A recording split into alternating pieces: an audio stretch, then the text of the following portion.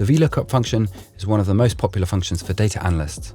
It allows you to find things in a large table or large range by row based on some conditional value.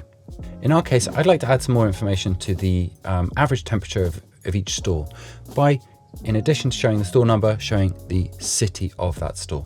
And I can use the VLOOKUP function to help me do that. Let's scroll over here to the unique stores. And firstly, I'll expand the average temperature per store column out so it's fully formatted. And now I'm going to add another column, which I call store name. And this will enable me to use VLOOKUP. So let's use the VLOOKUP function. The first parameter is the lookup value.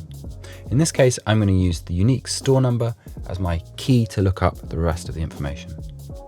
The second parameter is the range of values in which the store and the extra information that I want to find are located. So I know that I want to find the city from the store number. So those two pieces of information are stored right next to each other at the beginning of our data set. The next thing I'm going to use is the col index number. This basically means how many columns shifted is the data that I want to show from the data that I'm looking to find it up. Now, because the store and the city are next to each other, the city is going to have value 2. If I wanted to show the store ID itself, it would have value 1. That's essentially referring to itself. In this case, the next door column is the one I want, so it has value 2. And finally, the final parameter is a true-false statement.